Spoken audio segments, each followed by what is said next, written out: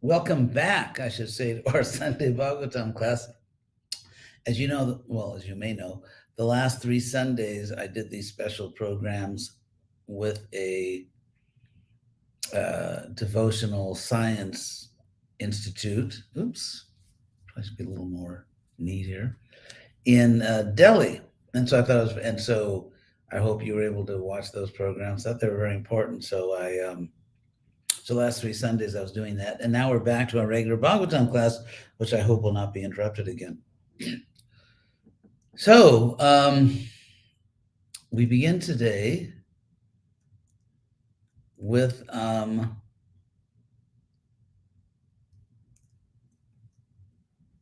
see, where'd it go? Actually, I had the verse and it just disappeared. So let me see if I can find that.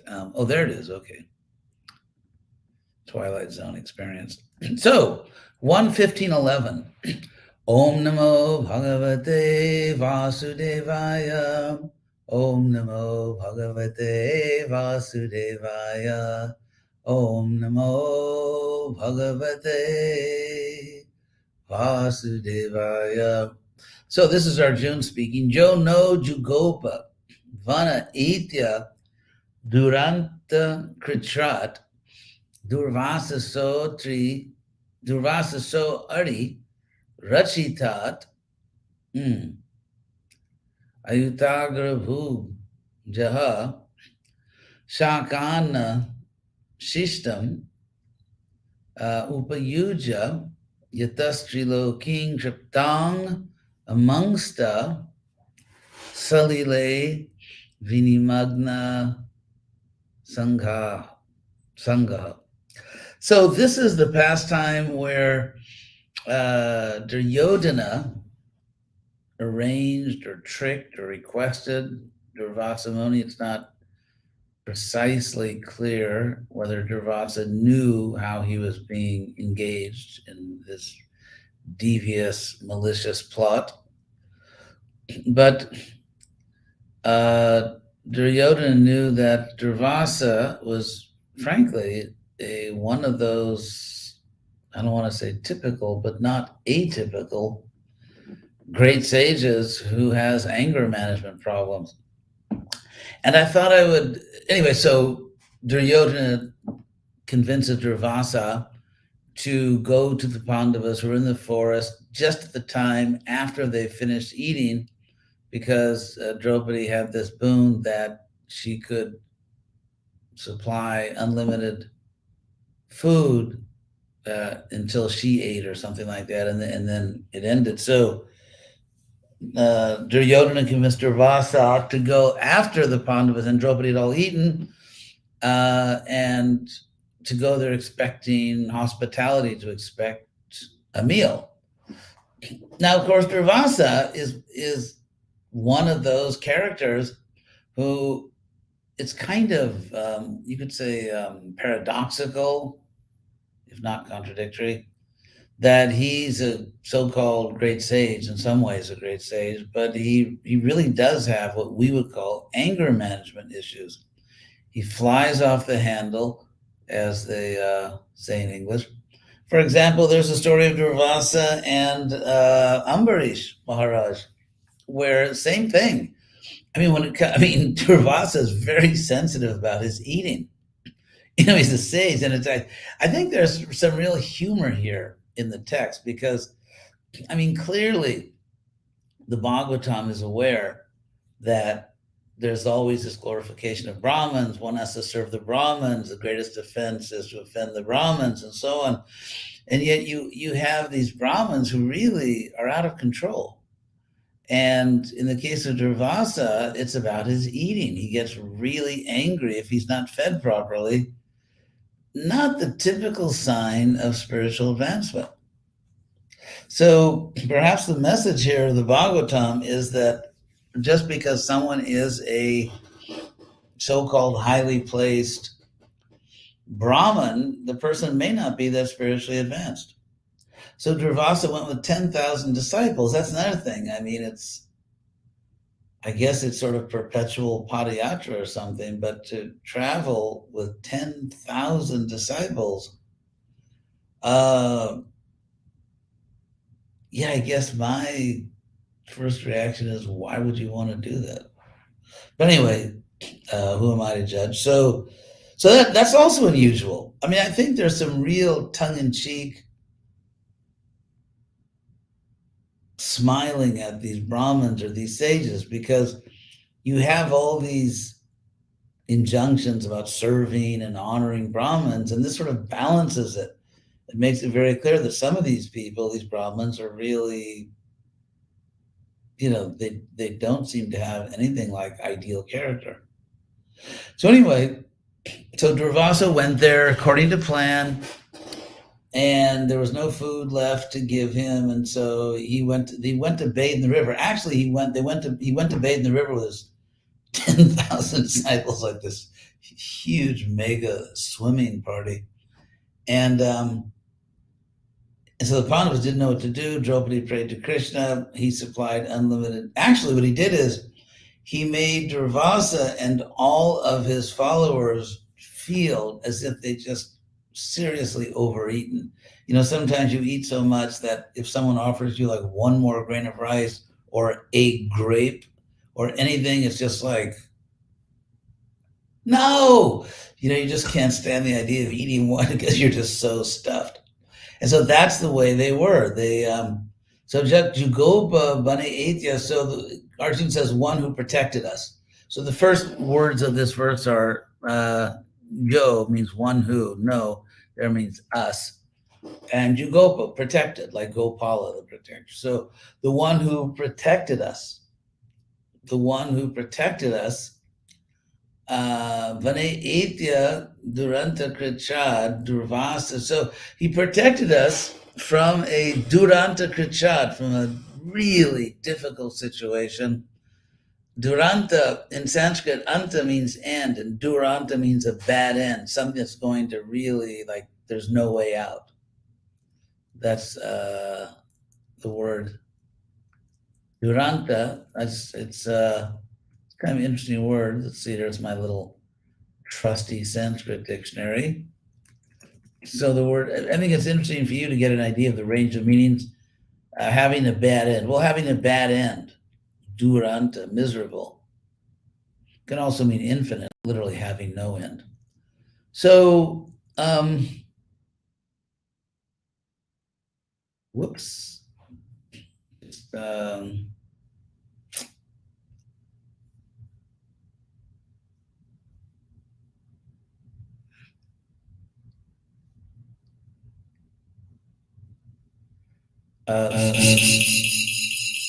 sorry about that. Can you hear me?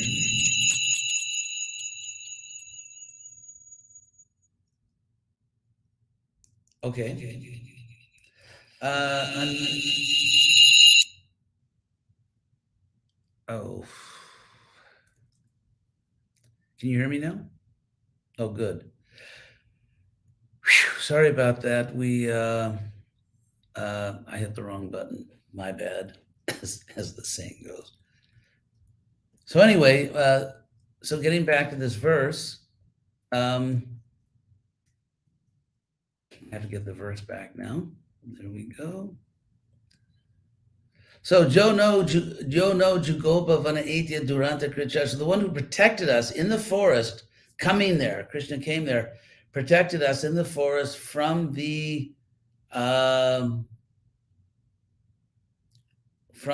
terrible danger from Durvasa. So again, we have a sage who has, an anger problem, Ari Rachitad, and from that danger which was arranged by our enemy. Duryodhana arranged it. So Ari means enemy. Ari Rachitad, a danger that was arranged by the enemy. Ayutagra Bhugyaha. And so that Durvasa was a person who would feed Ayuta, like 10,000 people. He eats Ayutagrabu, he eats first, and then his 10,000 followers eat. So I mean, the whole thing is kind of, to be honest, it kind of makes you wonder, because how could Durvasa seriously think that he could just show up in the forest where these five brothers and their wife Draupadi are living and say, okay, we're going to bathe and we're going to come back in 20 minutes and I want you, you have to feed 10,000 people, 10,001. I mean, seriously? It's just so unreasonable. It's so, and then to get angry if someone, you don't just show up and then, okay, you have 15, 20 minutes while I'm bathing to get food for 10,000 people. Plus, when Durvasa came, he could have easily seen the Pandavas had already finished eating. So if you wonder, like, what's going on with these people? He's a great sage, so we can't offend him, but his behavior is, it seems whimsical and proud and abusive. And this kind of personality trait, of course, got him in a heap of trouble when he cursed Ambarish, and the curse came back at him. The Sudarshan Chakra began to chase him. So that was, Ambarish Maharaj ruled before the Pandavas. This is long before the Pandavas. So Durvasa had already almost got himself killed. He was chased all over the universe and outside the universe by the Sudarshan Chakra. And now here he is again, same anger management problem, same unreasonable demands. And so you wondered, did he learn anything? Or is it just the Bhagavatam uses him as a foil, as as sort of like a very well-known example that everyone could understand of the angry, unreasonable Brahman. But anyway, so that's true. So it's, I think the Bhagavatam is teaching us clearly that there are such people. I mean, on the one hand, you have to honor the Brahmins, but on the other hand, some of them are really, let us say, problematic. So we will go back to the verse now.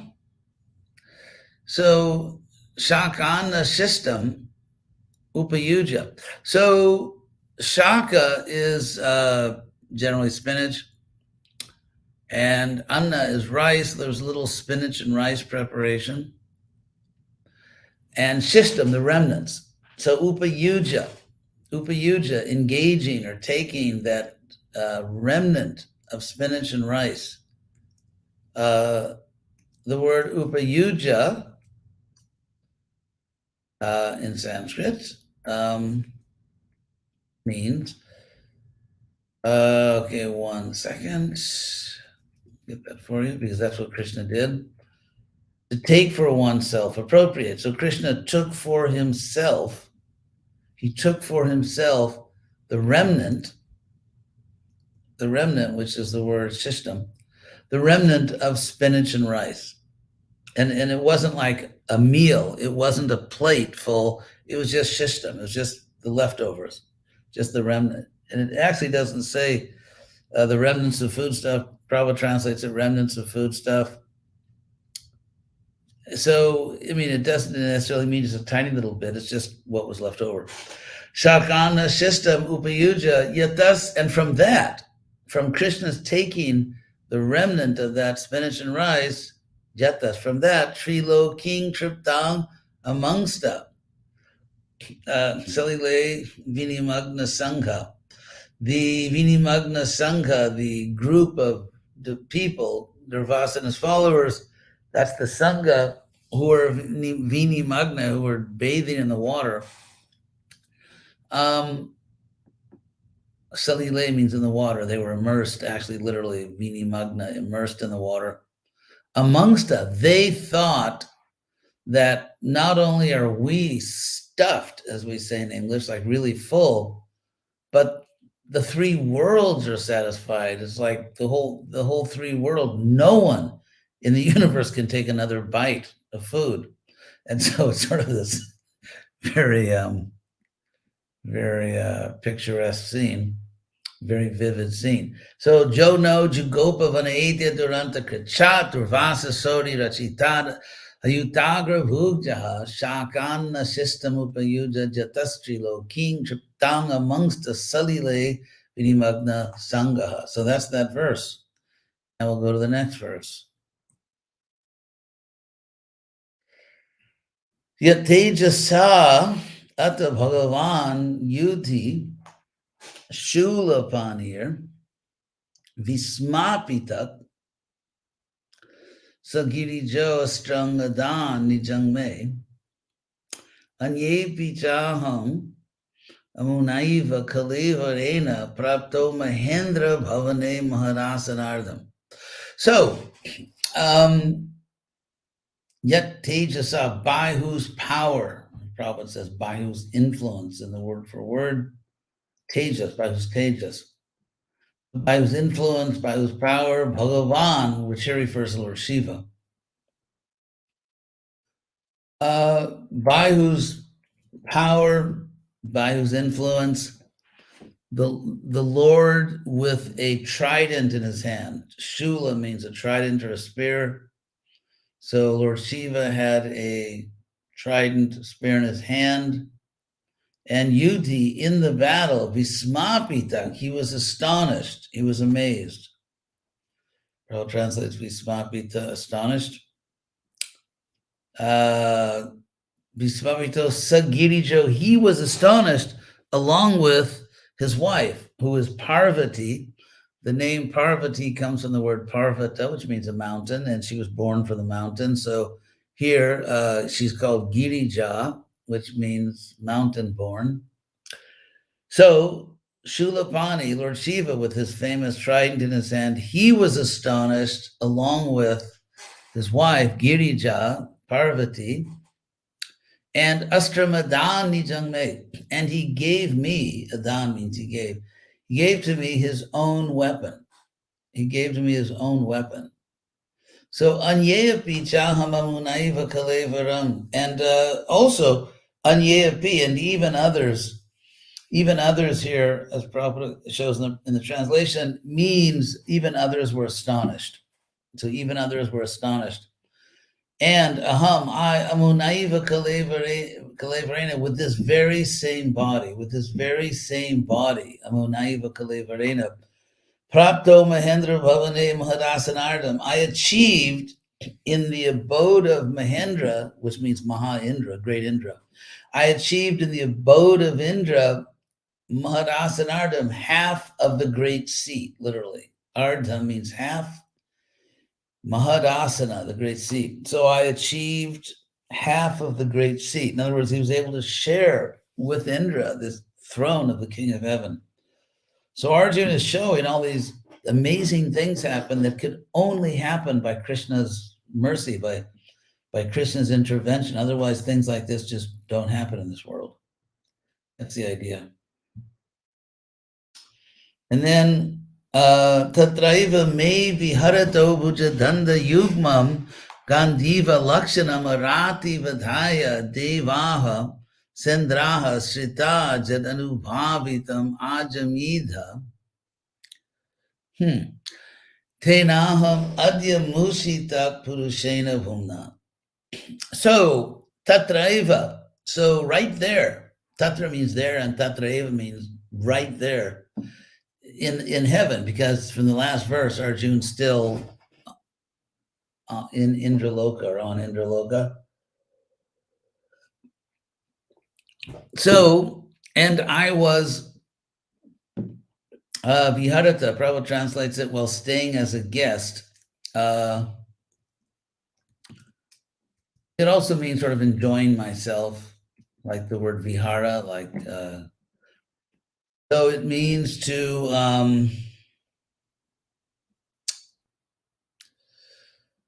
there's a lot of meanings, to spend or pass time,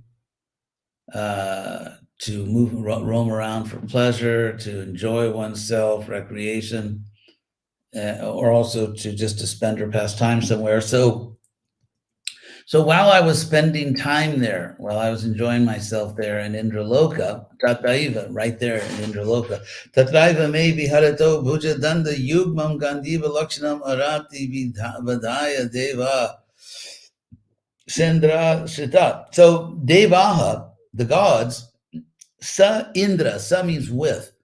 So the gods, including Indra, that's how you would say that in Sanskrit, devas sa Indra. So the gods, including Indra or with Indra, Srita took shelter of Bhuja Danda Yugmam, of my two Danda arms. Yugmam, because the word yuga means to link. So the word yugma or yoga means linking. So yugma from the same root can mean a pair of things, like two things that are linked, a pair. So here, Bhuja, my arm staff pair, literally. I mean, it sounds better in Sanskrit, but in other words, my two arms, which were like dandas, which were like these poles, like really. And also, you have to keep in mind the word danda in Sanskrit, meaning the stick or the staff, also is a word for punishment. It's a very common word meaning punishment. So it's like my two punishing, dandas of arms. So Gandiva Lakshanam, and those two arms which were adorned with Gandiva, which is Arjuna's famous bow. So you can recognize Gandiva Lakshanam. In other words, the sign that those are Arjuna's arms is that they're carrying Gandiva, this very famous bow.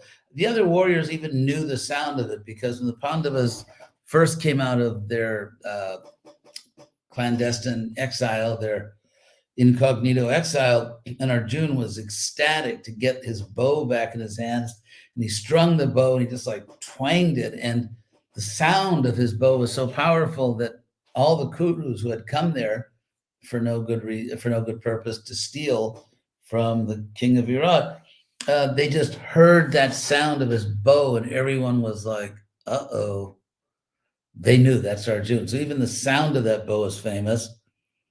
So Arjuna's pair of danda arms, which are famous for holding Gandiva. And so the gods took shelter of those arms. Devas, Indra, Sita. The gods with Indra took shelter of his arms, Arati Badhaya, for the killing of their enemies. Because there were people threatening the Devas, and so even the Devas took shelter of Arjuna's arms. Very dramatic. The demon is, Prabhupada says in word for it, a demon named Nivata Kavacha. It's a funny name. Kavacha, of course, means armor, like the armor you put on your body, like Narayana Kavacha and so on and so forth. So, but Nivata,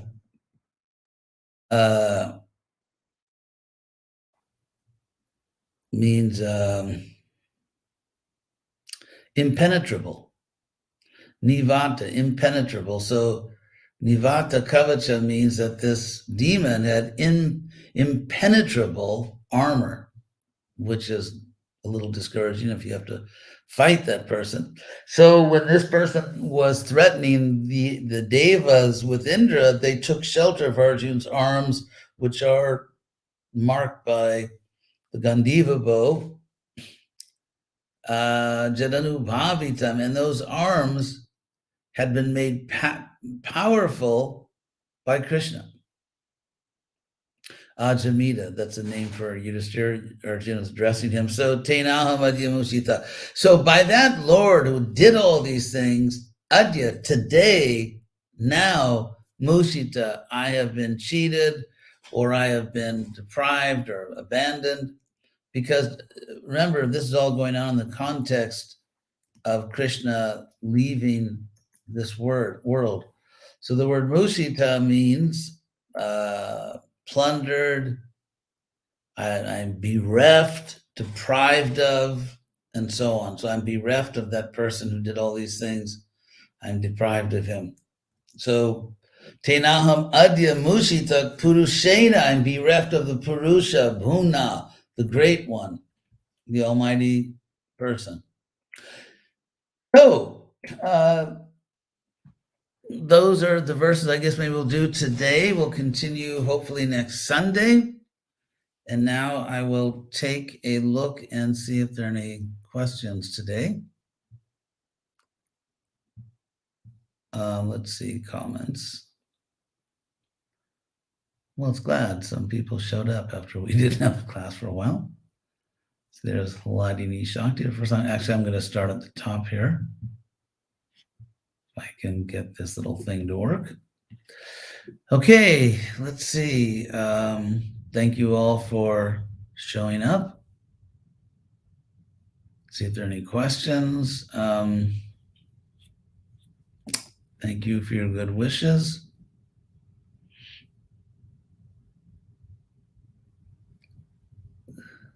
Here's a question from Jagapalana. Isn't this a perfect example that parts of the Bhagavatam are obviously mythological, where myths are used to impart moral lessons? Is it a perfect example? I don't know, because from what I've read, it seems that there really are people like Durvasa Muni. In fact, to be honest, sometimes you wonder if there aren't people like that in the Hare Krishna movement who have big positions but aren't always nice to other people. So is it obviously mythological? I would say no. It's not obviously mythological. It's Durvasa kind of, I can't say I know people who are exactly like Durvasa Muni. He's kind of an extreme example, but yeah, it's a good question, but I just, I don't want to say for sure it's mythological without evidence that it is. And you could say, well, his behavior is so bizarre, but after having lived in this world for some time, I think there really is bizarre behavior in this world. Anandalila, how can we deal with that whimsical behavior by some great souls without offending them or feeling bad that we could not meet their expectations? First of all, I don't think anyone should feel bad about not meeting unreasonable or impossible expectations. We should all sincerely do the best we can. We should sincerely do the best we can. And having done that, if we can't do everything perfectly, I don't think we should necessarily feel bad. We should aspire. We should feel just bad enough to motivate us to try to do better, but not feel so bad that we just think, what's the use? Might as well give up. So there's a healthy amount of feeling bad, and yeah, we should feel bad that much. So here's something from Hladini, my old friend Hladini Shakti. Interestingly, hearing an earnestly studious and laudably learned Bhagavatam speaker, giving class about Chitraketu's pastimes, one point he made was that the Bhagavatam's declaration that Chitraketu had millions of wives was not to be taken literally. Rather, it is a literary convention used sometimes in Srimad-Bhagavatam, to wit, using hyperbole as shorthand to indicate something. In that case, for example, the vast number of wives the king had. So we heard that from an earnestly studious and laudably learned Bhagavatam speaker about it's having millions of wives would it seems there would be some logistical issues. So yeah, it's I understand that why that learned speaker said that. So from Bhakta Mike, is it because Dhruva is a plenary expansion of Shiva that his negative personality traits are emphasized? I don't think he's a plenary expansion. He may have some Shiva Shakti, but not plenary. And then it's mentioned his impatience and anger. I don't think he's just directly Lord Shiva, but he has some Shiva Shakti, so to speak. And if you look at the way Arjuna, or the way Lord Shiva dealt with Arjuna, it's very different from the way that Durvasa dealt with Arjuna.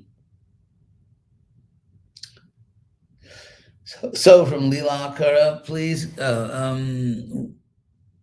anger is emphasized in the Gita, emphasizes something we should give up. How can one use sadness to one's advantage? Well, try to be sad. If you have to be sad, if you're determined to be sad, then try to be sad that you're not completely pure in Krishna consciousness, and that will hopefully encourage you to keep trying. How can one control sadness? Well, by sincere chanting of Krishna's names. So Ramananda, so he's talking about, at the present moment I am bereft of the Supreme Personality of Godhead, by whose influence I was so powerful. Given that Arjuna lost all strength, as noted in the above verse,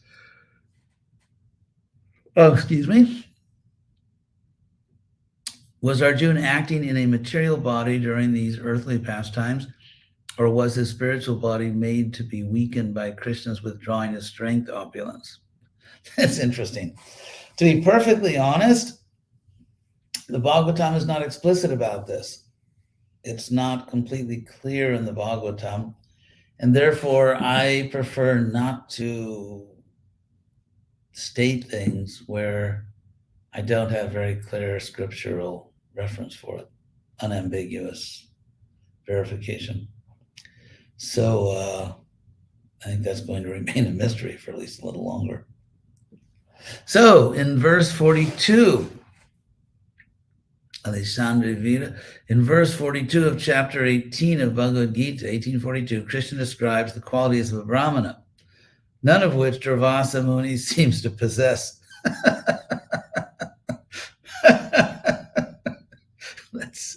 I guess that's kind of being blunt. Could we consider him as a non-Brahmana despite his social status? In other words, how much of a person's varna was determined by social custom or by the person's qualifications in Vedic times? That's a very good question. I think on his better days, Durvasa did have some Brahminical qualities. He was kind to Kunti. He gave her that boon, which caused a big mess. But at least he gave her a boon. He was trying to be helpful, and she served him nicely. So apparently when people serve Durvasa nicely, or at least serve him according to what he thinks is owed to him, he can be very nice. So I wouldn't say he has no Brahminical. He had no Brahminical qualities, perhaps, in the moment of sabotaging the Pandavas, but at other times I think he does better. Yes, according to Hladni, yes, Durvasa showed up with a lot of disciples. That's what I should do. I should somehow get like thousands of disciples and invade temples and then demand that we all eat. Or maybe I won't do that. So Gary Stevenson, he's saying that Mike has an interesting question. So I think I just answered that. So then the purport, yes. The purport to 1.5.11 is stated as understood Durvasa as a plenary incarnation of Shiva. Yeah, Prabhupada in his comments about these things, especially like plenary and partial, sometimes it's not exactly precise. It's not that Prabhupada is not a pure devotee. That's not the point. It's that sometimes on these details, which are not philosophical points, he would say things which are not exactly the case.